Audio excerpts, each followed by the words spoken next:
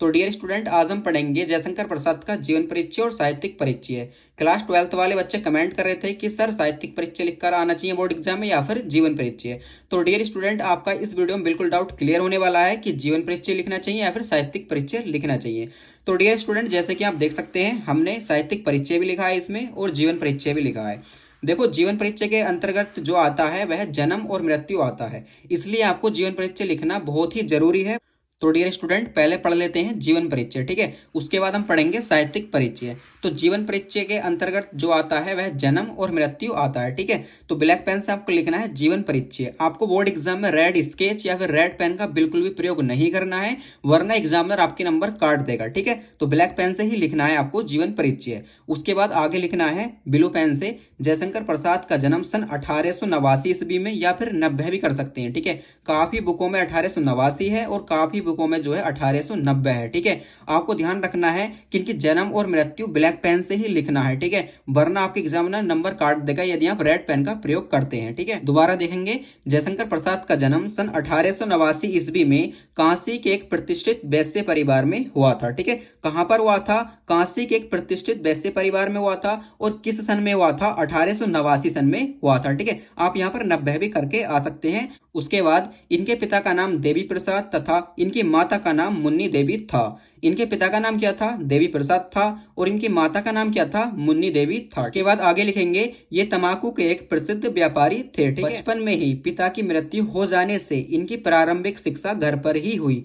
बचपन में ही इनके पिता की मृत्यु हो गई थी, जिसके कारण पैसों के कारण इनकी जो है प्रारंभिक शिक्षा घर पर ही हुई, अर्थात घर से ही इन्हें करनी पड़ी। घर पर ही इन्होंने अंग्रेजी, संस्कृत, उर्दू, फारसी आदि भाषाओं का गहन अध्ययन किया, ठीक है। जो जयशंकर प्रसाद जी हैं, इन्होंने घर से ही कौन कौन सी भाषाओं का? हिंदी, अंग्रेजी, संस्कृत, उर्दू, फारसी आदि भाषाओं का गहन अध्ययन किया। इनका शरीर क्षय रोग से जर्जर होता गया, यानी कि जयशंकर प्रसाद जी का शरीर जो था वो क्षय रोगों के कारण जर्जर होता गया, ठीक है। उसके बाद आपको आगे लिखना है, अंत में इनकी मृत्यु सन 1937 ईस्वी को केवल 48 वर्ष की अल्पायु में ही हो गई।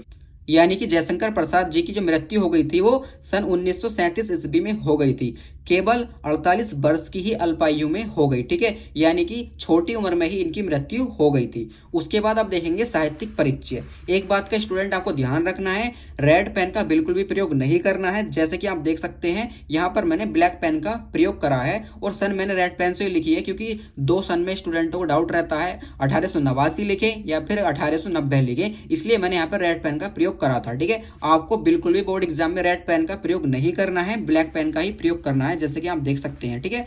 तो डियर स्टूडेंट, अब देख लेते हैं साहित्यिक परिचय, ठीक है। साहित्यिक परिचय आपको ब्लैक पेन से हेडिंग डालनी है। उसके बाद आगे लिखना है, जयशंकर प्रसाद छायावाद के प्रवर्तक, उन्नायक तथा प्रतिनिधि कवि होने के साथ साथ युग प्रवर्तक, नाटककार, कथाकार और उपन्यासकार भी थे। यानी कि जयशंकर प्रसाद प्रतिनिधि कवि होने के साथ साथ क्या क्या थे? नाटककार भी थे, कथाकार भी थे और उपन्यासकार भी थे।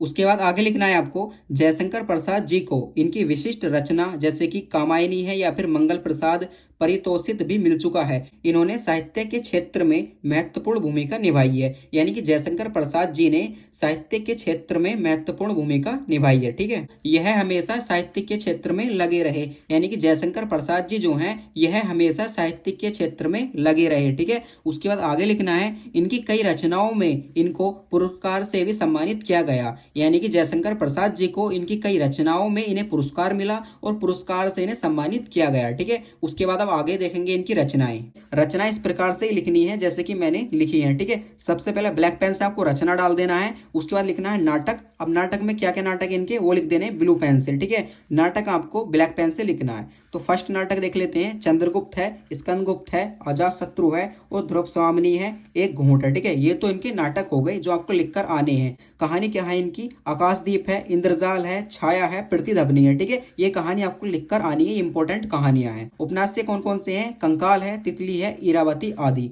तो डियर स्टूडेंट, इस प्रकार से मैंने आपका डाउट भी क्लियर कर दिया है। जयशंकर प्रसाद का साहित्यिक परिचय लिखकर आना चाहिए क्लास 12th वाले स्टूडेंटों को या फिर जीवन परिचय लिखकर आना चाहिए, ठीक है। तो जीवन परिचय भी आपको लिखना है और साहित्यिक परिचय भी लिखना है, ठीक है। दोनों ही लिखकर आने हैं, क्योंकि जीवन परिचय में क्या होता है, इनकी जन्म और मृत्यु लिखी जाती है, इसलिए आपको जीवन परिचय भी लिखकर आना है। तो डियर स्टूडेंट, इस प्रकार से जयशंकर प्रसाद जी का जीवन परिचय कंप्लीट हो गया है, जो कि बोर्ड एग्जाम के लिए बहुत इंपॉर्टेंट है। लगभग हर साल ये बोर्ड एग्जाम में आता है। यदि आपको वीडियो अच्छी लगी तो वीडियो को लाइक जरूर कर देना और चैनल को सब्सक्राइब कर लेना और पास वाले बेल आइकन दबा देना, क्योंकि हमारे चैनल पर आप सभी को समय समय पर वीडियो मिलती रहे। तो मिलते हैं एक नई वीडियो के साथ और एक नए टॉपिक के साथ। तब तक के लिए जय हिंद, वंदे मातरम।